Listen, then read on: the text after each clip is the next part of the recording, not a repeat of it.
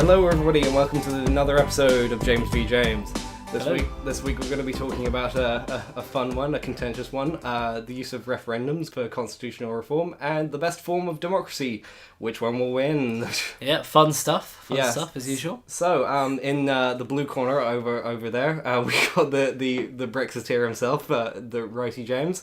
And did you want to start off your point about why we're doing this episode and what we wanted to talk about? So obviously in the news we've seen a lot about Catalonia. This is a big one right now. I mean it's crazy. We haven't seen potentially the balkanization of a first world country before. I mean it obviously happened in the Balkans, hence the name, but we haven't seen it anywhere really in the West. The most recent one where a referendum resulted in a new country being formed was Sudan, I believe. That didn't go well, but obviously not a Western country. But that's the latest one that happened. But yeah, Catalonia is looking for independence from Spain. They're a very rich region, so they could theoretically, economically sustain themselves. They feel that they're being used by Spain, especially since the economic crisis. Yeah, I mean they want to leave. And actually, personally, I have a great connection to Spain. I did my pilgrimage there, so very nice. Passed through 5 regions. I didn't go through Catalonia, but I went through Basque Country. I saw a lot of Spain, so I kind of feel like, if this does balkanize, I saw it all before it did, But still, the regions of Spain are spectacularly diverse and different to one another. Different languages, like Catalan has its own language, which makes it very culturally different. Yeah, it's very, although they're, as a culture, again, more laxed than the more kind of northern European countries, there are huge differences between the region. So Spain is kind of like a federation in a way. Well, Catalonia has autonomous rule. They have a president of their own, and that they are just governed from Madrid loosely. Up until now, obviously. I mean, it's a miracle Portugal wasn't. I mean, not a miracle. I mean, it's just a coincidence of history that Portugal wasn't part of Spain. It was briefly, but then they split off. Yeah. Well, there you go. So we started chatting and we got into the European Union stuff. So I was subscribed to a page called Sassy Socialists. Yeah. And very Brexit problems. Right? Yeah. I kind of play on word of the very British problems thing. And, I like to kind of... they're funny, okay? They've got a great sense of humour, I'll give them that. Yeah, okay? yeah. So they're good fun to follow. And I sometimes share their memes, which confuse the hell out of people. Yeah. I commented on them, and then I thought, on a picture which talks about referendums, and they're talking about, Brexiters being stupid and Remainers being intelligent. And I kind of started trolling them. And then I thought... Okay, well, I mean, no one I know is gonna comment on this with me. And then James Royce Dawson pops up on my screen. I'm like, okay, this has started. Yeah. Big debate wars. Eventually, I just got tired. I was playing Tropico 4, and I thought, you know what, fuck this. The sound of a loser away. The sound of a guy getting bored. Okay, so I thought, look, let's do this face to face. Sure. So, there's a lot of talk about referendums recently because of Brexit, because of Catalonia more recently. Are they a valid way of determining big constitutional reform, whether it's leaving a certain union or deciding policies for the future? Are they legitimate? And obviously, as a Remainer, I was going to be unhappy with the result, but the more and more I thought about it, the more and more I see the creation of the referendum in the first place was a terrible move in the state that it was in, and just generally referendums aren't a good way to manage these things. It's a bit different in Catalonia, but we'll get to that. And I just think in terms of Brexit, it should never been put to people in the state that it was in. So those commoners, right? No, it's not a matter of commoners versus the elite. The thing about we'll get into detail about this, but the problem with referendums is that when it's just a 50-50, the person who gets 51% wins, they're favoured by dictators a lot, because the thing is, when you put an issue to the public, on any given issue that's remotely controversial, it's very easy to just, in a moment of chance, get more than 51%. If a referendum gets like 2/3 majority, I won't fight it. I if the Brexit vote had gotten 2/3, that is something like, because the thing is, opinion polls can swing by like 5% day to day, and we've seen this constantly with Trump, with Brexit, and there are a lot of people now who regret their Brexit vote. So like the vote held today would be completely different if it was 2/3 majority. Even though I would still criticise it and say that I didn't agree with it and I think that it was wrong, I could not fight that will of the people kind of overwhelming, I am not in the majority, I couldn't fight that. But when it's 50-50, there's no way that can be, that should be used to decide. The other thing is, this isn't just an election. This isn't just who's going to govern us for the next 5 years. This is deciding the next century, perhaps, of British policy, and putting it to the people like that in such a simplistic state it was in, when there was no clarification of how Brexit would be done, when there was no clarification of exactly what would happen. People were able to vote on complete hypotheticals, and they voted on emotion. It got a barely passing majority, and now we have to decide the next century of our country based on this flash in the pan moment that may have completely evaporated now. That's my main issue with it. Just to quickly clarify, Catalonia is different because the referendum, as sketchy as it was, got 90%, and even if like it was put to everyone and it only got 66%, I think that would be totally valid. But there seems to be just like an overwhelming vibe in Catalonia that does seem to be very legitimate, and it at very least needs to be put to a legal referendum and thought out. You know? That's it's funny because a lot of my lefty friends are very pro Catalonia being independent, and very anti Britain being independent from the EU. There's almost this kind of like juxtaposition of ideology here, which I don't really understand quite fully. I don't feel connected enough to really pass judgment. I think Catalonia, the same arguments I had against Scotland leaving England would be applicable. In I don't think that they could rejoin Europe quickly. I think that their economic situation would not be as rosy as they think it might be. But I totally think that the emotions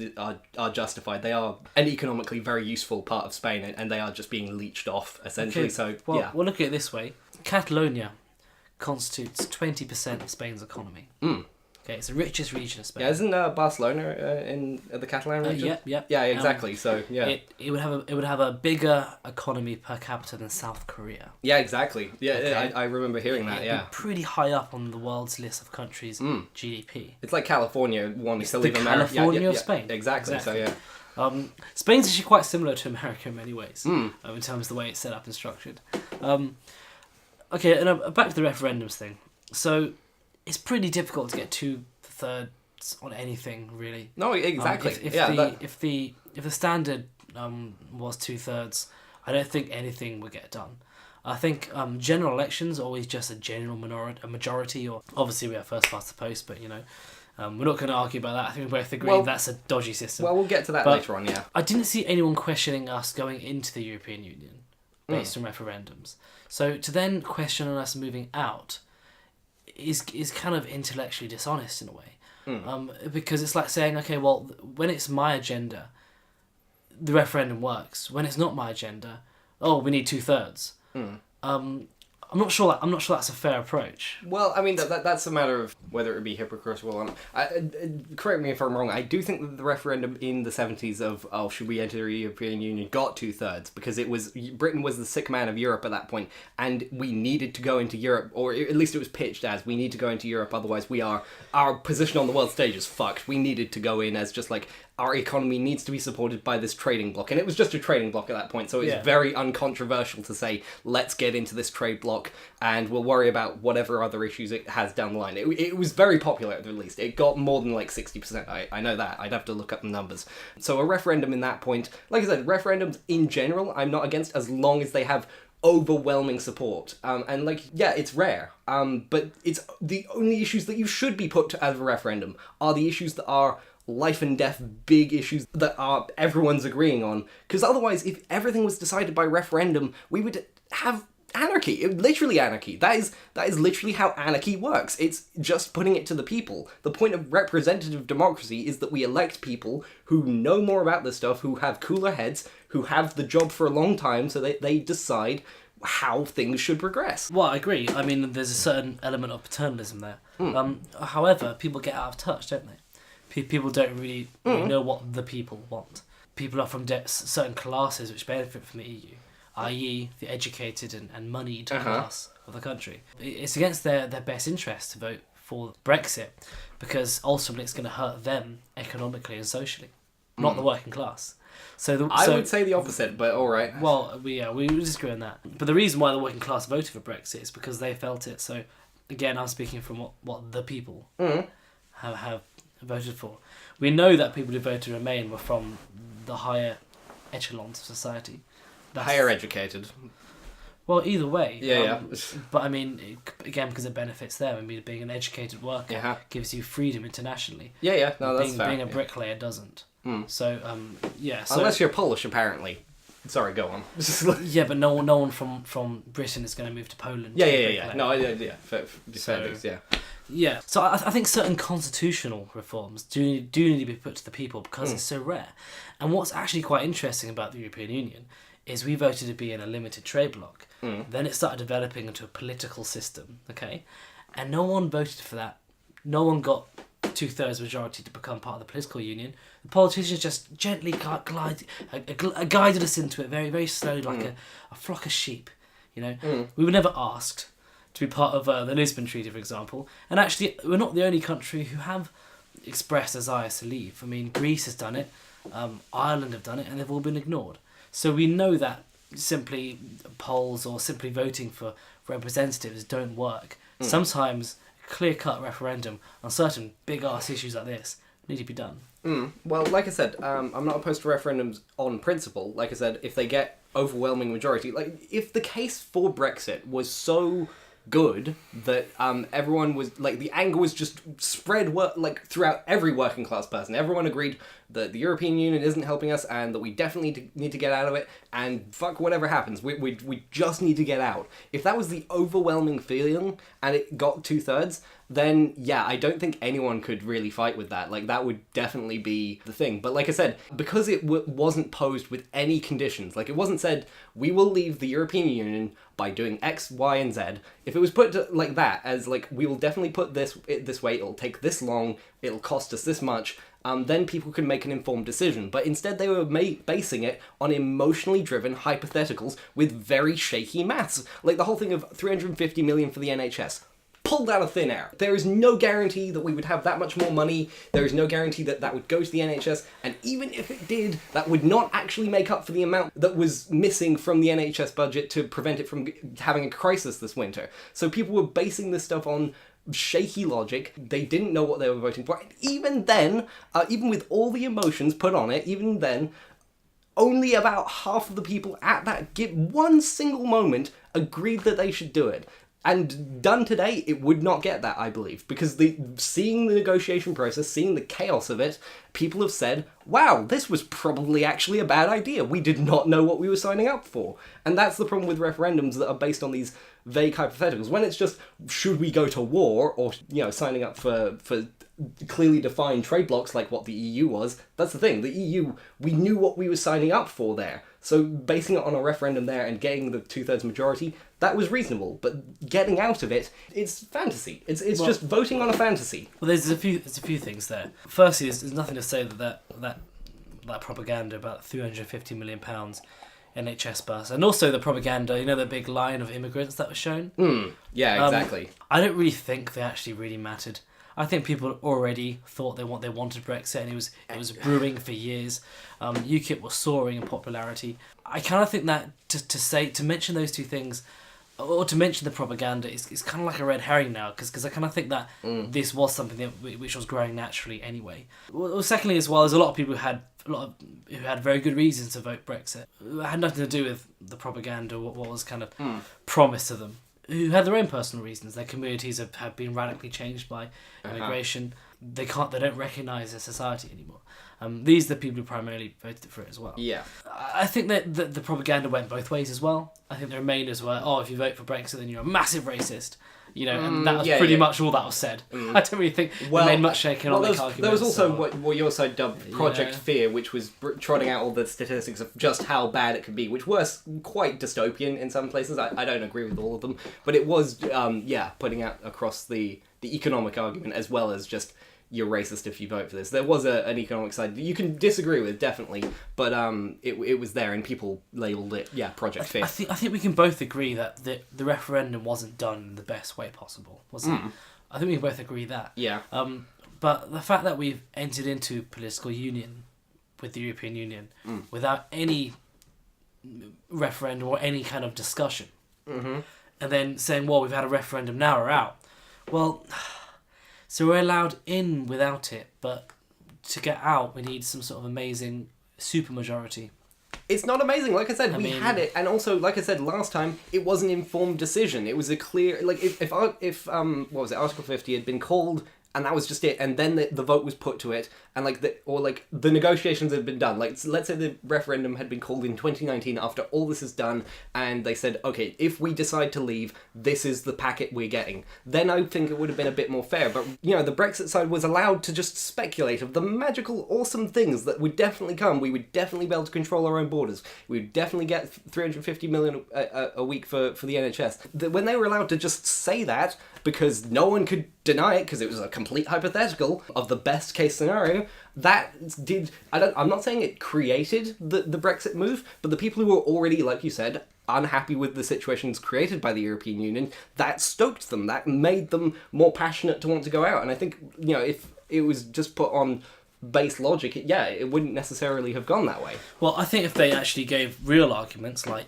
you can control your borders and have people from all across the world based on a points system where you can actually determine who you need in your country, and we can have trading partnerships with the US and China and India independently of the EU. If they gave real reasons for Brexit, I think more people would have voted for it. We had shit propaganda. That would be fair. No, we had shit propaganda. It was not only untrue, but it was also shite. No, right? like I said, if that was guaranteed, and this is the thing of the Brexit negotiations now, it may well end up as a Finland deal, because that's what the Conservatives in power want. Theresa May did not want to leave the EU, and she may well argue for a non-Brexit Brexit. So your side voted for not knowing what was going to happen, and then this Remainer walked into number 10, and now gets to do the shittest negotiating job in history to get something that no one wanted. And this is all the result of a referendum that got barely over 51% based on nothing. And that's weak governance, isn't it? I mean, I'm no fan of the Tories. I mean, but you had to weak government. But the Conservatives were in power, and you had to account for the possibility that they would just be very shit at this, because they didn't even want this. David Cameron didn't want this. Imagine if he had stuck in there. He would be a Remainer Prime Minister. There was no guarantee that a Brexiteer would even be in the room when Brexit was being negotiated. But that's just the perils of democracy, isn't it? The perils of having a representative democracy. You never know who's going to be in the seat in the end. I mean, I would be in favour of someone like Jacob Rees-Mogg determining the Brexit negotiations. That's like Palpatine negotiating the Ewoks for the future. Like, that's fucking terrifying. But he's an intellectual, right? And he's actually got an opinion. He actually has an opinion. Yeah. We need people in power who have opinions, who aren't just kind of fogging their way through the civil service and making it because Daddy was a lord. Yeah. We need people who actually have passion. As much as I, banter around about Corbyn, at least he's got ideals. Yeah. Very true. I'll give him that. I don't agree with his ideals, but at least he has them. Yeah. Definitely. Hence why I'm such a fan of Thatcher. Whether you liked her or not, she had her ideals. Yeah. Not so. She's a bit sketchy with the South American authoritarians, but other than that, she generally had a philosophy. Sure. So I think we can agree that the people in power aren't negotiating it in the best way possible. We might end up with a Finland situation, which would be awful, but we're not Finland. We're a massive economy with a huge military. Like I said, it's not a matter of what we have to bargain with, it's what they want. Not really. As in, if May's in the driver's seat and she didn't want Brexit and she has to negotiate Brexit, which option is she going to choose, is my point. It's not a matter of, she knows that she could get a better no deal Brexit or whatever. It's that choice she would go for is Finland. I don't think that she'd intentionally harm the economy because she likes the EU that much. I still think she's a politician. Well, you can make that argument. She wants to impress the people.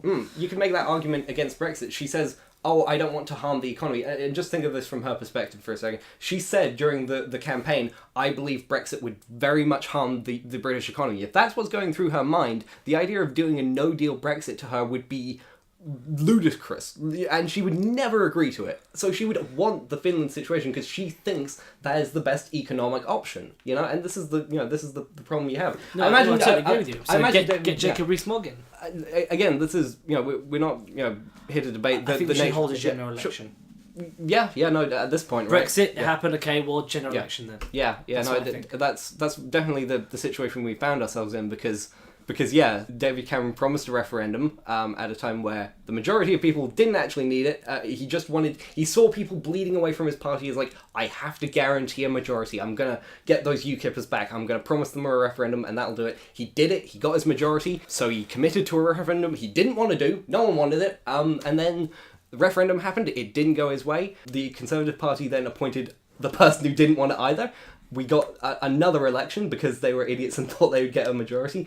And there's been this complete chaos because this referendum was called out of no desire rather than to just get a majority. Like, this was not called on good grounds. It wasn't called because of logic. It wasn't called by anyone who wanted it. It was literally just a political move that has caused more political chaos in 2 years than at any point in the last 30. Like, that is what happens when you get referendums that split the country right down the middle. But James, the problem is you have no issue with us going straight into a political union with the European Union without any consent of the people. But you do have an issue with a 50% majority leaving. So can you explain to me the rationale between... Well, almost the disconnect of rationale there. Yeah, like I said, the EU isn't perfect. It's gradualism, basically. And the thing is, we have representatives in the EU Parliament, even though no one pays attention to them. You can debate their usefulness, but the fact is, there is EU Parliament elections. I voted in them. No one else does, because they're the elections that no one thinks about. Honestly, neither do I. I've never voted. I've never been encouraged to. I never really knew when it was going to happen. This is my point. It happens and no one thinks about it, because the EU is this far off thing. But guess what? You could actually vote for them, and you could have a voice in this. This is a democratic system. Yeah, it's controlled by bureaucrats at the top, I know. But the thing is, there is a European Parliament, and UKIP has a seat there for God knows what reason. There are seats. This was voted through by people you didn't vote for because you didn't show up to the ballot box, and I'm not blaming you, I'm just saying people in general didn't. And yeah, a lot of these gradualistic policies were voted on by people we voted for, and yeah, people don't like the results because they didn't fucking vote. No one votes for the European elections, and no one wants to actually put in the hard work to get it to operate properly. But James, isn't that because we're not a nation? The European Union isn't a nation. We don't have a shared culture. We are a separate country. We are a separate nation with separate values. Sure. And people do feel the EU is this far off place because they don't feel they're connected to it. And that's not something we can work on. That's just the way island people are. The Japanese still kind of refer to themselves as not Asian. Yeah, you know what I mean. Yeah, there is an island mentality which comes from being an island people. Definitely, I'm just saying that because you wanted to. You asked why I'm against the referendum, but I'm okay with what the Europe, or sort of okay with the gradualism of the EU, and that's why is because we had elected representatives and stuff was voted on, and we voted for it, and it's just kept going, and you can't get angry at the results if you didn't show up to vote. If you didn't show up to vote, shut up and either accept the results or deal with it in the gradualistic process. That's not, that is how democracy works. If you have problems with it, vote to reform it. But the executive branch, again, of the EU isn't elected, and it is run by bureaucrats. It's not really a democratic system. So we're voting on stuff which is proposed by bureaucrats. I mean, it's not like Obama stood up and said, "Okay, I want to improve welfare. I want to improve the healthcare system in America, and this is my these are our policies." The EU didn't do that. They just said, "Okay, these are the policies." Now the representatives vote on them. Yeah. So the executive branch isn't voted in. So you can't just vote into the EU's agenda. You're not really voting to a real government. Like I said, England has a veto vote on most things, and when we've exercised it, it's been respected. We don't generally, because a lot of this stuff is stuff that our government has proposed. You can argue about it being neoliberal, just corporatism and bureaucracy and corruption. Yeah, there's definitely problems. The thing is, like, a lot of the stuff that that people didn't like, we're not part of the Schengen area. Like, you do have to go through some degree of control to get into Britain. David Cameron, before all this happened, was negotiating to get Britain out of a lot of the nation building shit that was going on. So, the stuff that people don't like yeah, we were arguing for us to not have to do that stuff, and we could have had a deal where we had the economic trade deals and shit, but like we were out of some of the stuff, so like we didn't have to go into we weren't going to be part of the ever closer Europe. Like that was one of the deals. We didn't have to be part of the Schengen area or any of the nation building shit that they definitely want. Like there's this talks of a European army. Britain was excluded from it.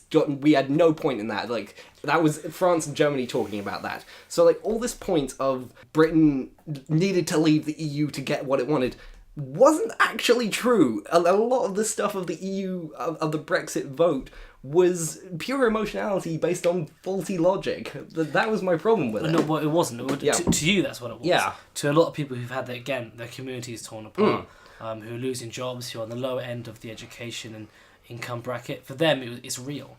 For them, their struggle is there. Yeah, no, for you, it's like like a philosophical thing. For them, it's their day-to-day lives, and it was brewing for years. And they wanted out, and they wanted to control their borders, and they wanted to be seen as a priority to their government, not people from other nations. A bus saying £350 million to the NHS isn't gonna influence that greatly. People had these thoughts way beyond even this discussion. Yeah. We were even having this discussion about the EU. The whole EU thing anyway, I mean, in terms of the building the army, again, these things aren't voted upon by the people. There's no referendum. It's gradualism, as you said.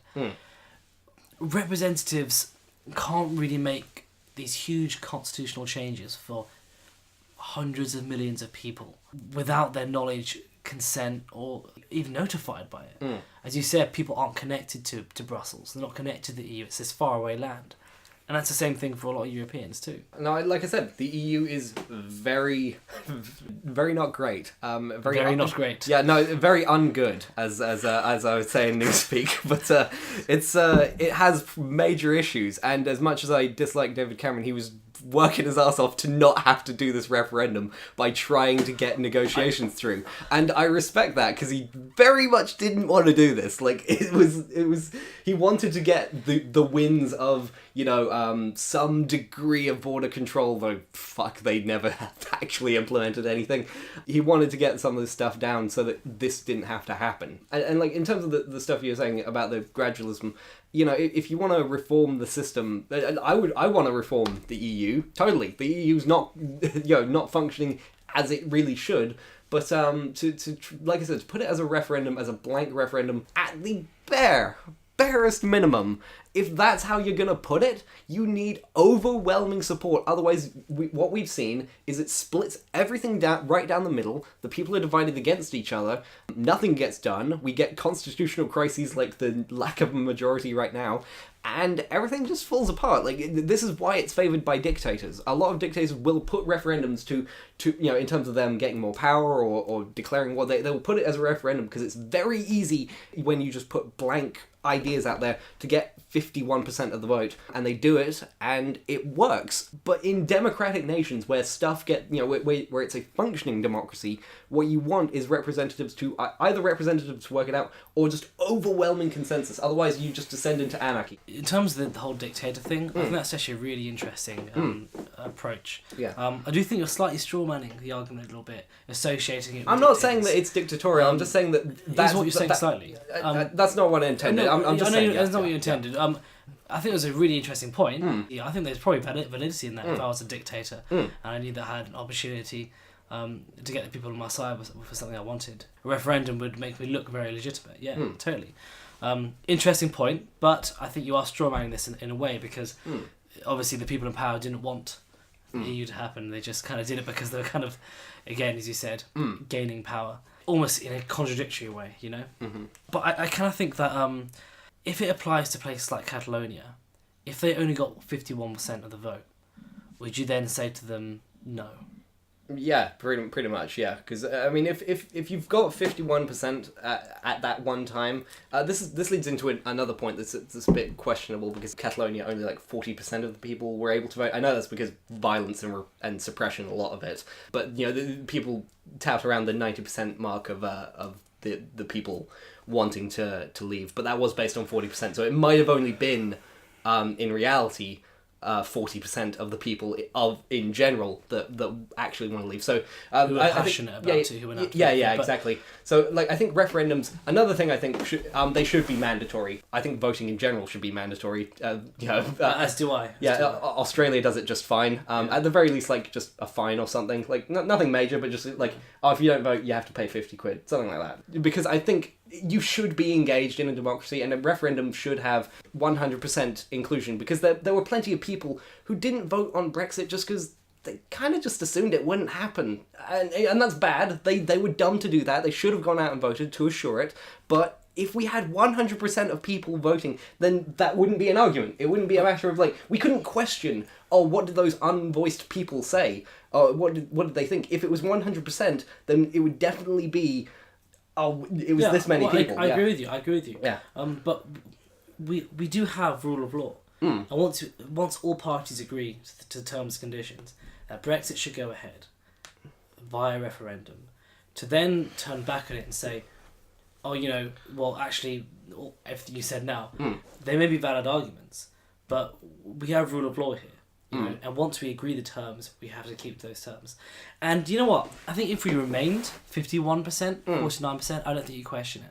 Well, yeah, I don't think you say, it's only 51% remain. I think we should give them another try, and it's illegitimate. We should be out. You wouldn't be saying that, would you? I don't know. No, because Remain is voting for the status quo. The thing is, if you... It's irrelevant. No, the point is, 51% voting for Remain is very clearly saying that it wouldn't have gotten anywhere close to 66% or 70% of wanting to leave, which would be what I think is a required mark to make constitutional change. Like America. In America, it has to be a 2/3 vote of the states to pass constitutional reform. To make an amendment to the Constitution, you need 2/3 majority, and that's never questioned. And going back to your point of just like, we agreed to the rules there, we've got to stick to it. You admitted that those were valid points. You admitted that not enough people turned out, that it probably should have been a greater majority than 50%. You admit that it was staged poorly, that there wasn't enough information. Why should we, at least in my opinion, destroy the next century of British politics based on a referendum that was poorly agreed upon, poorly structured, and ultimately isn't even liked by most people at this point? Well, firstly, I've heard the opposite. I've heard that most people more people are in favour of Brexit now than they were before, seeing that the world hasn't ended and the Chicken Littles were wrong. To set up your argument by saying, to then go through 100 years of disaster is kind of like, it's a bit of a fallacy in a way, because it's not really a fair way to structure 2 years. Why should we throw? Because again, you're saying throw away. Yeah. You know what? If Brexit was the best thing that ever happened in the country, you don't know. So you know what? The reasons why is you might have had arguments. We agree that you need to have mandatory voting for these kind of things. We agree that not enough people had the education required to make the vote. You can make these arguments all the time. You can make these arguments about general elections. Those are the flaws of democracy. Democracy is the worst kind of government. Excluding all the other kinds. But if we don't have the rule of law, then we have nothing. If we can't all agree a set of rules and keep those rules, then we have nothing. If we make rules and then go back on them all the time, society will crumble very, very quickly. Okay, so far more quickly than going Brexit in your disaster scenario. So to go to your point of we all agreed to these rules, I didn't. And also... You voted for people who voted I didn't. for that. Here's the thing. This is going to the... we can move on a little bit to the first past the post voting system in a little bit. Because the first past the post voting system, when the referendum was agreed upon, quote marks, it was voted on by... Okay, so the Conservatives got, technically speaking, 100% of the power because they got a majority.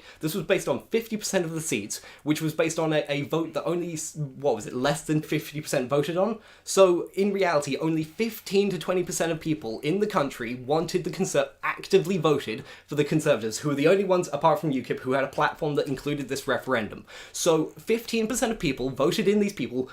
not even based on that referendum. It was just a sub-policy of a manifesto of a party that was voted on by less than a quarter of the public, and because they got into power because of our first past the post voting system, they put that referendum to the people, to no agreement of anyone else. No one had a say in that. It wasn't put to Parliament, it wasn't put to anything. It's just... It had to happen because the Conservatives won. No one else wanted this. No one else said that this was a good idea. Labour was against it. Half the Conservatives were against it. But because David Cameron's party got in, it was decided on. This was not a matter of we all agreed to the rules, we've got to stick to it. It just happened. Okay, again, we had a referendum on first past the post and the country voted against it. Which is quite funny because you think that people who were passionate about it would come out and vote. But it turns out people actually wanted to keep it. Again, I've got my problems with first past the post. But the rule of law must be kept golden. The rule of law is like the golden tablets for us, you know. It's the Ten Commandments for our society. We need to keep the rule of law. If you say, okay, well, you know what, the Conservatives got in on sleazy lines, you know, and I agree with you. Even the £1 billion deal with Northern Ireland, that was the biggest sleaze we've ever seen in politics, you know, for the last 30 years at least. So yeah, I agree with you. The way the Conservatives got in was political kind of meandering. And forgive me if I'm wrong, but I think David Cameron did a bit of gerrymandering as well. Yeah, changing the districts, right? Yeah, changing the boroughs. Sorry. Yeah. So it will favour the Conservatives. So that needs to be investigated. And if it's investigated that he did do that and it was corrupt, the rule of law stipulates that he must be held account for that. Okay. No inquiry is made. I don't know why. Maybe there's a problem with our democracy. Yeah. And we need to look into that. But if so far we've determined no one's broken the law, and we can't prove anything yet, because all of this is, again, speculation, and he's voted in via the Constitution, and the way our country's structured politically, and he makes it in, his representatives make it in, and he puts forward a policy which he did put on his manifesto, then actually the rule of law does stipulate that the referendum was valid and legal. And again, to then suddenly go, okay, well, all these factors here, there's lots of dodgy stuff going on. Yeah, we can agree. But again, if you go back on that, that opens up a can of worms where our society would just fall apart very, very quickly. We don't know how far this could go if we suddenly just go back on referendums and go back on votes and go back on our principles in a way. Yeah, no, the point I was trying to make there is how unjust are you willing to let the system become, where it's gerrymandered, where only 15% of the people actively agreed that this referendum should go forward. It wasn't even desired by the people who made it. Like, David Cameron just put this in to steal UKIP votes. He wanted it to just be, okay, he wanted it to be the Scottish, the Scottish referendum, just be, okay, agree to the status quo, move along. We've discussed this issue, it's over. That was his intended goal. In terms of your point about, the rule of law, it's a shit situation where basically, if we turn back on this, it's not great. I'm not a fan of it. But like I said, the ramifications of this are existential. Like I've said, and I know I've put across, some people will call it Project Fear, Seven Kingdoms level of splitting kind of shit. But that's the rift that has been opened up because 15% of people agreed to the Conservatives being in power, which caused the referendum to happen, which allowed for the coin flip of a vote that was the Brexit referendum based on completely false information. You say that denying the referendum would be accepting anarchy. I think creating the referendum is creating anarchy because we've created this political rift that's taken down a government that we have no majority anymore. It has led to mass problems and the entire first past the post system is fucked. And this is where I start to almost agree with the ANCOMs, where the situation is so fucked at this point. There is no reason that we should completely agree on this point. It is so far gone that if this is the line we're going to walk, that if we are going to essentially throw democracy to the wolves because we've just agreed on referendums and 15% of the people are creating the party that controls everyone, if that's the system we're going to vote on, or if that's the system we're going to live in and just say, oh well, the rules said it, we might as well have anarchy. At that point, it's so far fucked and gone from democracy at that point. Yeah, but democracy's, again, never ever perfect. I mean, you look at American democracy, it's totally influenced by corporations. When Obama raised over £1 billion in his first election run. So democracy's never going to be perfect. I mean, if you look at Athenian democracy of days of old, it was direct rule. I believe it was, Plato. I mean, Socrates is all for it, but Plato totally totally hated that. He thought Yeah. democracy was the worst form of government going. Which is why we live in essentially a republic, although technically a constitutional monarchy. Mm-hmm. I just think that sometimes there are loopholes and you have to compromise, and we're never going to get a perfect system. And our population has expanded to such an extent that something like Athenian democracy is just unworkable now, if it ever was workable. If you look at it philosophically. And even then, it was only restricted to land-owning men, so it wasn't even like exactly. It wasn't even a democracy. It was just literally yeah. the rich guys who all owned slaves who decided on how things were run. So, well, Athens, the communists did have votes, I believe, through some of its history. But Generally, it was the kind of the wealthier classes who actually bothered. Sure. Look, I hear what you're saying, and I agree with you. I think the way the Tories got in power for the last 2 elections was incredibly sleazy. Plus the Brexit thing, but also just the sleaziness of that is why I moved away from the Tory party. Yeah. And I'm thinking, well, there's no one I can really vote for now. You know, I have to find some of the smaller parties to vote for. I think rule of law is better than no law, and I think there are issues, yes, but what we need to do is we need to focus on better investigations and inquiries into government corruption. But this is the problem having big governments; they're difficult to monitor. Right. As opposed to smaller governments, which can literally be fiefdoms, like, or can be overthrown very quickly. Yeah. So I think ultimately we have to keep the rule of law. Otherwise, we descend into a greater anarchy than the one you're describing. And to be honest, the streets aren't on fire. Like we're not seeing like mass riots. You're not seeing the widespread murder. Yeah. I mean, the pound's dropped slightly. The economy's grown. We're out of recession. Things are not too bad. I'm starting to think for the vast majority of people. Yeah, no, I'm starting to think, given that the stock market has continued to grow and everything is supposedly economically rosy, is the kind of thing that gives me jitters a little bit. I'm getting 2007 flashbacks. Everything's fine. Everything's going just fine. Well, can you imagine if we do this TEFL thing and move abroad? Yeah. And then the country collapses whilst we're away. Right. Yeah. No, my timing's not that good. It'll happen while I'm here. Trust me. The moment I move out of the country, everything's definitely going to be fine. That's how things work with me. But I don't know. With the stock market, I wouldn't count that as a great source of everything's fine. It troubles me that despite all logic to the contrary, everything's supposedly going swimmingly. We know why 2008 happened, and it was the deregulation of banks, and it was irresponsible lending and irresponsible borrowing by the citizens. I think not only is the stock market going up, but the economy is growing. Right. So I kind of think, well, maybe investors are looking at the UK and going, there's a lot of opportunity and potential here. That to me seems like the more likely explanation than another crisis. Yeah, well, that's just my anxiety talking there. So people have been scarred. Yeah, no, we'll talk about that some other time maybe. But I think we can segue this a little bit into talking about the best version of democracy or what we think, because we have to live with first past the post for now. That's there. I'm not exactly planning to overthrow the government. So in terms of talking about how our democracy should be run, I'm interested to hear, because we haven't actually discussed, what do you think the best version of democracy would be exactly in terms of like the structures that it would contain?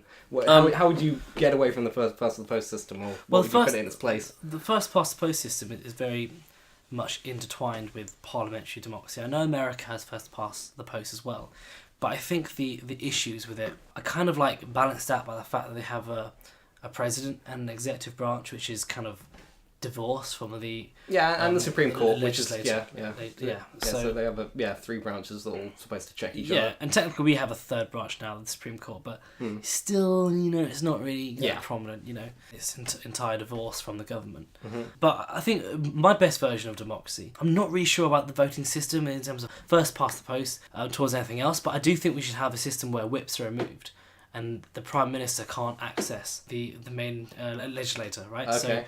So he has to make sure that the people within those boroughs, like states in the US, but boroughs here in the UK, actually know who their MP is and can actually influence their Right, MP. yeah.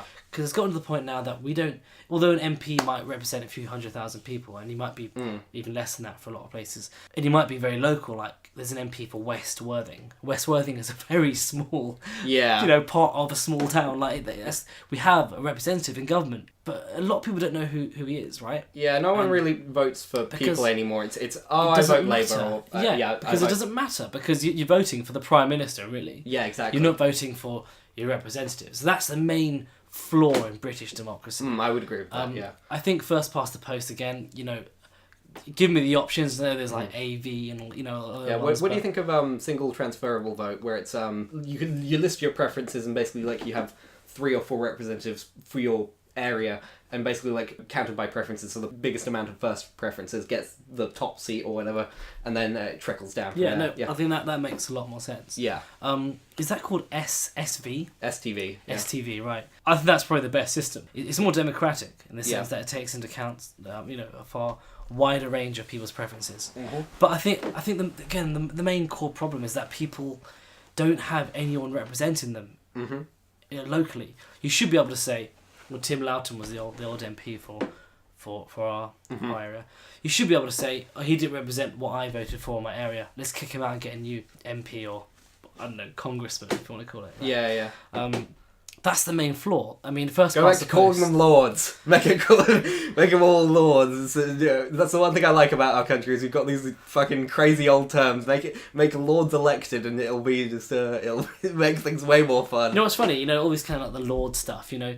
That's the other thing, the House of Lords. What the fuck are we doing with the House? I think we're going to disagree on the House of Lords.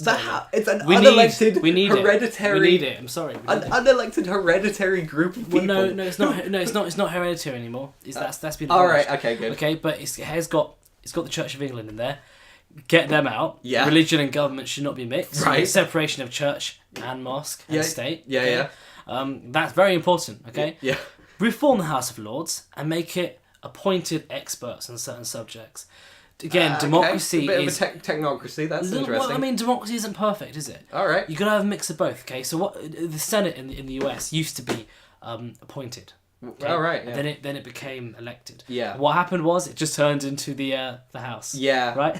Well, they're a little better because they serve 6-year terms rather than 2-year terms, so they're not always campaigning. At least that's one thing they have up on the House. Well, a senator is like the zenith of your career. Yeah, in exactly. American politics. Any higher is the president or the Supreme Court. Yeah. The problem is that in America, all you saw was again another version of the House, right, where politicians were taking money. And putting through things that their big corporations wanted.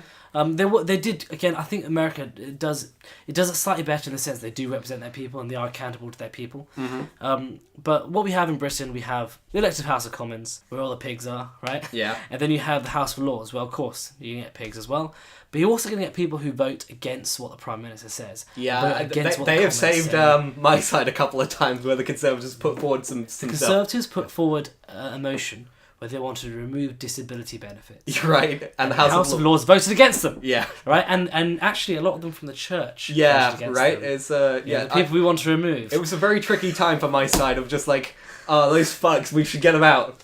What do you mean they helped save us? Right, well, the House of Lords yeah. is a big thorn in the side of a lot of prime ministers who yeah, actually yeah. appoint people who turn around and go, oh, that's it, you know? Yeah, and they have tried to stack the deck, like the Conservatives were talking about appointing possibly like 100 new lords, which would cost so much money because they get a salary from the taxpayer, and it's... Well, the House of Lords, it should be like a public duty thing, so you should get like a low salary. Right, yeah. The problem with that is you don't want to just encourage wealthy people to go into the House of Lords, you want people... Yeah, exactly. So I don't know, who knows? It's a tough one, but yeah. I do think the House of Lords is good.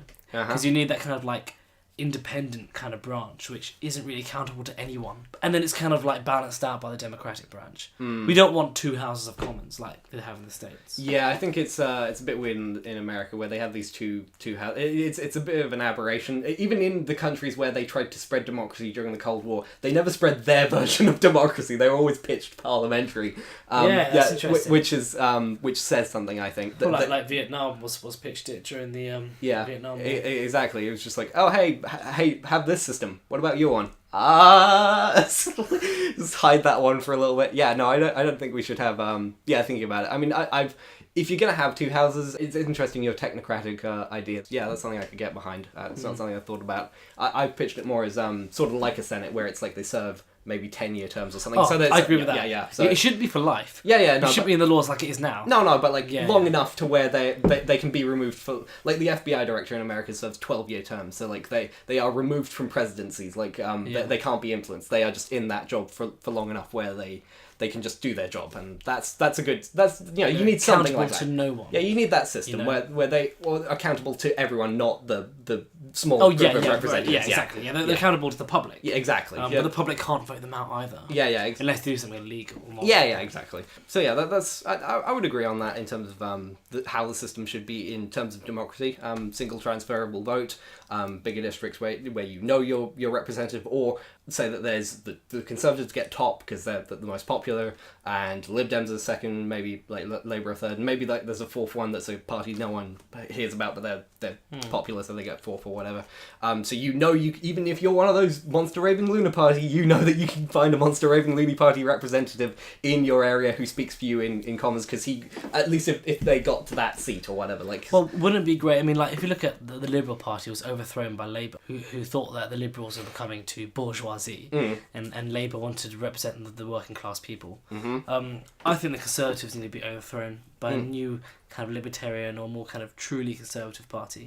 I think both parties doesn't result to gerrymandering to get there. Yeah, both parties have been since the neoliberal consensus have become very bougie. It's kind of like you're voting on a managerial level, not an ideological level. Yeah, exactly. I There's think no ideology anymore. Yeah, I think the trickle down economic neoliberal consensus has been very much overthrown at this point. It's just like, look guys, the Cold War ended and you said this version of capitalism is great and everyone should love it. Yeah, let's let immigration go free, low taxes, high government debt, just spend on welfare a bit, but not too much. Let's not get communist around here, right? Like that consensus, that bubble of this is what's reasonable has been popped. It was overconfidence in a way, because this is Francis Fukuyama. That's not fuck your mama for anyone out there. Fukuyama, that's it.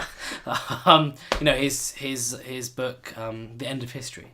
Oh man, it's so funny now. It's like, in the 1990s, that's how it looked, right? Yeah, it was like the war was over. Guys, Star Trek is tomorrow. Get ready. Everything's awesome now. Yeah, I mean, for him, he thought that was it. We're just gonna continue on this kind of like Reaganistic path. When actually, 2008. Yeah, exactly. And then the rise of the left in the UK. Yeah. The change, as I would say, culture Marxism in the US. Sure. It wasn't that simple. And the libertarians of the day, the people who like the Reaganomics and stuff, overestimated their victory, and they kind of got a bit too comfortable.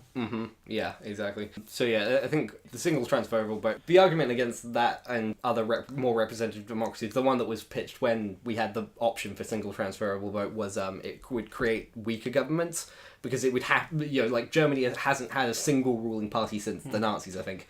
It's always been coalitions. How would you feel about that? I want a weak government. Yeah. I don't think the government should have a huge role in our interesting. lives. I want the government to be scared of the people. Right. Scared of being overthrown by elections. Cool. I don't want a dictatorial government or anything authoritarian and first past the post. And the way it's been set up now with a parliamentary system is almost like an elective dictatorship. Cool. And the prime minister is like a, as I said, elected dictator. I'd say that's more for presidents, but yeah, it is. Well, no, it's the opposite for presidents. Obama can't just go into Trump now can't just go into Congress and say, vote for me, vote for my reforms. There's a reason why they find it hard to get shit done. Yeah, but they can declare, Trump can declare war pretty much without. Oh, but without vote or he's commander in chief. Yeah, I'm talking about stuff that happens within the nation. Yeah, okay. In the UK, you can just go, well, if you don't, the whip system, if you don't agree with me, then good luck keeping a seat, mate. I'll fire you. Yeah, no. The prime minister can fire you. I mean, yeah, that's pretty messed up. You don't get that in America. The senators are totally independent. They might be Republican, but they're independent. Yeah, I mean, I sort of, there are benefits to the system of voting for a party rather than a person, because especially in America with Donald Trump, it has become a personality race. Like, people vote for the person in terms of, fuck the ideas, right? We don't care about, what he's actually going to do. It's just like, I like the cut of his jib. You know, that's the joke about America. Is like, oh, I voted for George Bush because I thought I could have a beer with him, whereas Al Gore's a no good intellectual, and that's the worry that you get when you're voting for a person rather than ideological groups. Like, there's a nice certainty to voting for. I am voting for Labour. I am voting for this ideology which aligns with mine. You know, not just I'm going to vote for this person who might not agree with what I think at all. You know, that totally works. But when the Prime Minister has so much power and he is like an elected dictator, you're not voting for Labour, you are voting for Corbyn, right? So it's kind of like... Yeah, but I mean, it's at least Corbyn has a national stage where it's like you look at him and he says these things, and that's counted as Labour policy. Like, he might have... I know he's a bit weird because he disagrees with Labour as a party on some things, but you generally accept that you're voting for Corbyn, the ideology, Corbyn, the idea. I know there's the Jeremy Corbyn, you know, like, Corbyn's a special case because Corbyn is left wing. But I mean, before Corbyn, we got just a bunch of managers. Yeah, exactly. David Cameron's just a manager, right? He's not. Yeah. David Cameron even said, "I don't have an ideology." Yeah, and I'm very pro ideological thinking because it enables people to understand the roots of how you think. Sure. And they can basically predict your reaction to certain scenarios. So they go, well, he's generally more on the right, he'll probably react this way, which is, and people generally do. I think if you look at America, though, again, in the days of old, most people didn't even know who the president was in America. And when they built the Constitution, they didn't realise, just with the gun thing, they didn't realise how the president would grow in influence and power. I mean, they wanted the president to be... well, first they wanted it to be king, but after that they changed it, right? But they wanted the president to have like a year in office or something. Yeah, here's an interesting thing. Do you know why they vote on a Tuesday? It's something to do with agriculture.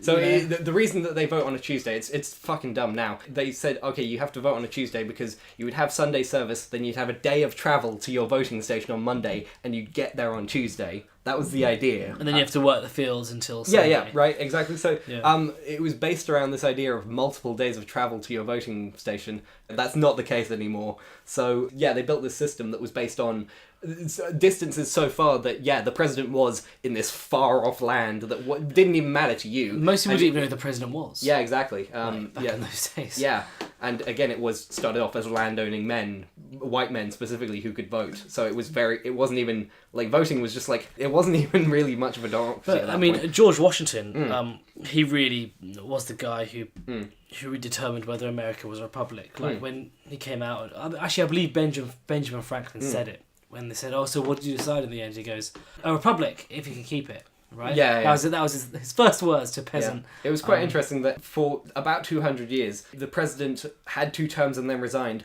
purely out of tradition. Yeah. Like, it was only voted in as a rule that he had to do that after FDR just kept winning elections, and the Republicans were like, we have got to stop this guy, he just keeps getting in. Like, that's the thing, because America was built on tradition over anything else. Obviously, they had a rule of law was their tradition, you know, but there was also like a public duty, which is kind of like disappeared. Yeah. Now it's all about what you can get away with. Yeah. Rather than what's moral. But the whole George Washington leaving the government after his 2 terms. I actually believe he did 3 terms, but I think that's just like a misdemeanor in history. Yeah. But when he was done with his terms, he went, okay, guys, that's it. We need to move on to the next person. Everyone's like, okay. Went back to his farm. I mean, I know he's a slave owning, I'm not No, but he was going off of Cincinnatus, the Roman general from history. That's where I was going. It goes back to the whole kind of Roman tradition that you should come in, do your public service, then go back to your farm. Yeah. And then when the nation needs you again, they'll call you up, and he left his farm, went back in power, then went back to his farm. Yeah. So it comes from that, Yeah. So we're just in the last section right now. I wanted to end by throwing you a curveball here. What do you think of sortism? Sortism? My new god, sortism. May I tell you, do you have a second to talk about the good Lord sortism, sir? Sorry, mate, I don't know what you're talking about. Okay, sure. I was just doing a bit. So sortism, this is where my concerns over democracy has led me, because I'm starting to think that shit's fucked to the point where, especially recently, things have gotten so concerning where misinformation on the internet especially is creating situations where the public opinion is based on completely illogical, it's not based on the truth at this point. And if that's going to be the case, sortism looks like possibly a better option. So to explain what it is, basically with sortism, instead of having elections where the people vote on who gets to be the next person in charge of a certain area, the idea is that the people who want to become leader declare themselves, then it's basically a random spin on a roulette wheel and it's pure chance. It is deciding them not by vote but by fate, and it's just like they are then decided to represent the people for, say, a year or 5 years, whatever the term is, and then at the end of that term the roulette wheel spins again and it's the next person. Well, that's actually a really old idea. Yeah, but it's essentially like how jury members are picked. It's selection by. Athens had that at one point. Athens had to have an executive branch. Yeah. And that was picked through random. Yeah. Name of the hat. Yeah. And so when people were called up and they said, "Okay, well you're now you're one of the leaders," they're like, "Oh shit, I'll leave the pig farm and come to the." But remember, Athens at zenith was like 70,000 people. Yeah, sure. So we're talking mass scale now, aren't we? Mm-hmm. Of hundreds of millions of people and nations. Oh yeah, no, I'd be talking about this for each representative area, like for each borough, basically. Each area and borough. And that's how you decide a representative. Yes. Well, it doesn't represent the will of the people. The reason for it is basically, when it comes to the will of people, it is so ignored in a lot of democracies. Once you vote for a person, the old joke is say anything on the campaign and then you can do whatever you want in government. And the will of the people could be instilled into it by a measure of basically, at the end of their term, if they then get more than 51% of people saying that they want to stick in, then they stick in and they go for another term. But if they don't get a majority support, then they flood out and it's the next person. We have incumbent advantage there, so I don't think that would work to a certain extent. But the idea is basically that the same flaws persist then. So, to a certain extent, but like I said, the idea would be if they've done well enough, you can make it 2/3, or like I was saying with referendums, but basically enough people agree this person has proven they're good at their job. They would have to make a positive case for themselves, and if they couldn't, then it switches to the next person. I think it'd be interesting to experiment. Yeah. I'm not sure, actually. That's quite interesting. Because you might find the person who works down at the factory might be great at ruling. Yeah, well, it's not always the best educated who can rule well. Well, yeah, that's the one flaw with it. But the advantages, this is the point of why I've come to it a bit, you eliminate the possibility of parties, so party control goes out the window. This person's only incentive is to represent the people. They haven't been chosen for ideology. They haven't been chosen for locked-in ideas.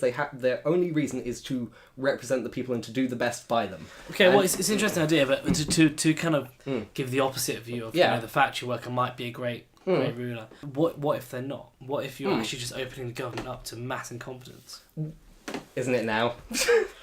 Yeah, but my point, at least you're getting well-educated people in the government now. Well, your point of it was that the well-educated people become so disconnected from those who are voting. That's true as well, but that's just not the flaw. But I would still rather have well-educated people in government. Yeah, well, people who understand what Yeah, no. macroeconomics is. Yeah, I'd rather have those people. Well, no, I think this is where it depends what level you're talking on. I'm talking just purely from a local representative level. At the executive level, you'd want to vote for educated people. But as we've seen with this is why I've come to sortism a little bit. If Donald Trump can get in America, fuck, all things are off the table as far as I'm concerned. An uneducated man, in terms of he can get to the highest office in government. No, he's Wharton educated.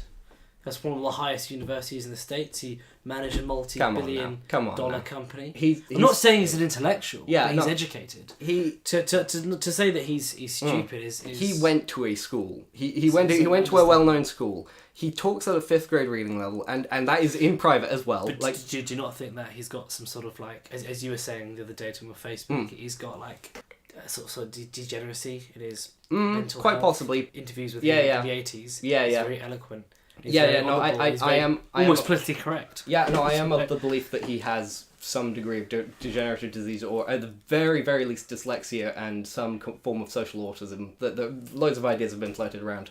Kind of irrelevant as to where it came from. The point is that he's not on level with an intellectual. Like the fact that he went to a school is irrelevant to me. I agree with you there. Yeah. The point is that shit's fucked. A dumb man got in, and I know that's America, but as I would argue that Brexit is of a similar thing, where a not well thought out policy was voted on and won through disinformation. And you can disagree with me there if you like, but the point is that people vote based on information, and the information that they're getting now, the internet is excellent at flaming up anger, because things that make people angry get shared significantly, and in the social media age, in the internet age, anger is what's dictating people, and it's not information anymore. Facts. People aren't voting based on facts anymore, and if that's the case, a representative democracy cannot function. And in that sense, that where people are voting on something and they're voting in people, or they're voting in parties based on just irrational. You would think that a feminist voting on the wage gap idea.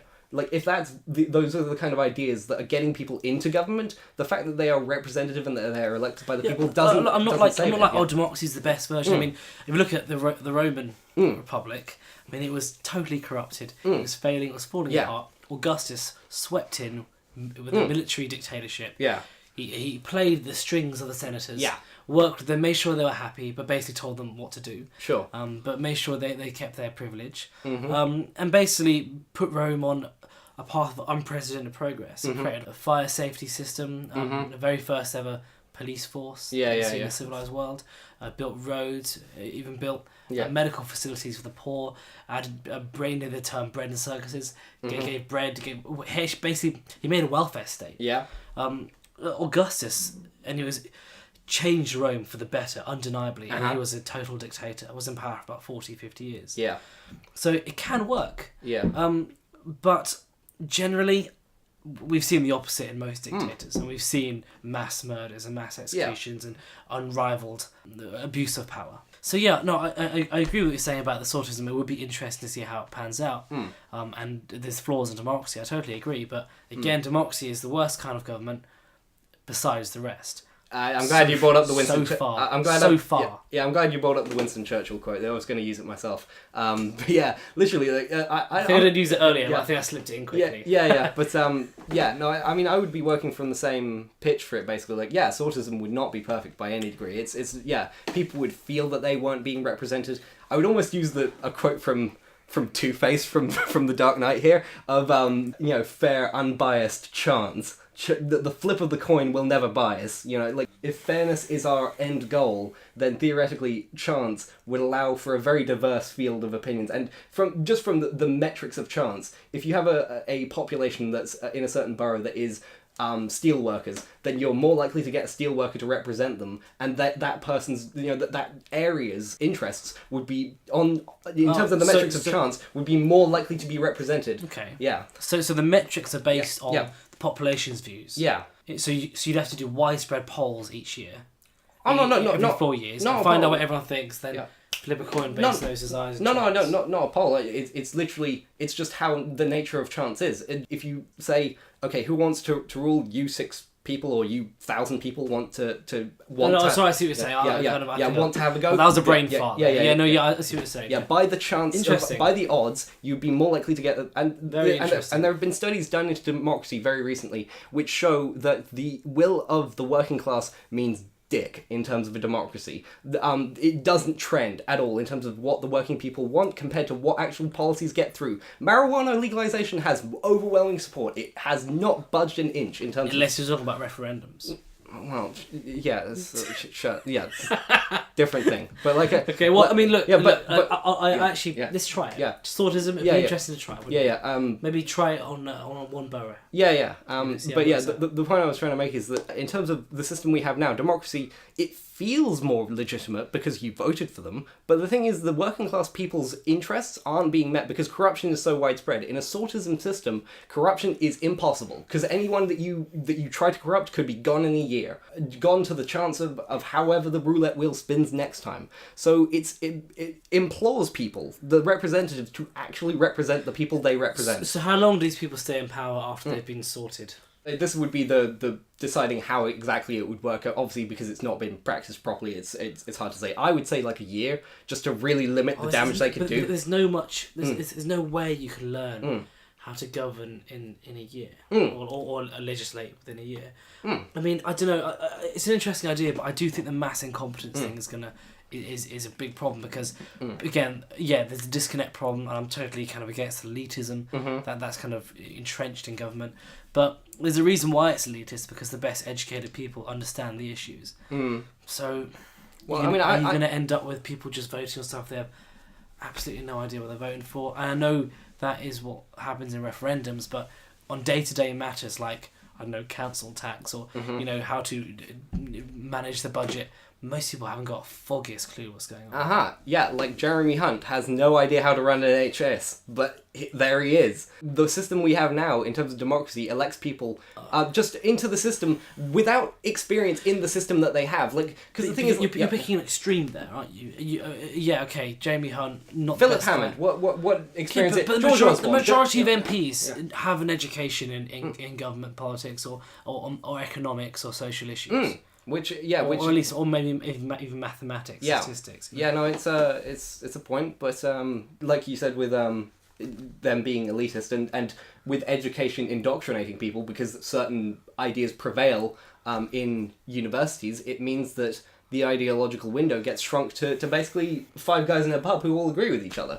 Like, that's what you end up with when you on an ideological level, and from an intelligence level, they might all be very well educated to the point where they can very eloquently agree with each other for 5 hours. Like, that's the problem. Yeah, that's not what we're getting. We're getting divided governments. We're getting true, but conservative Labour. But the thing is with in terms of tribalism now. It's tribalism. The reason I support socialism, or at least I'm interested to see very much if it could be implemented. This is where I'm starting to think the ANCOM arguments of accepting authority that does not justify itself, that doesn't have an actual reason to itself, is unjust. And the way that the authority is dictated right now, these politicians don't actually have the skills to back up what they're saying, and like what they are meant to do is represent the people's will and to consider it and to vote on it. And I don't think that they're actually that much more intelligent or knowledgeable about the working man's issues or the people's issues than the average steelworker. The fact that they studied Roman classics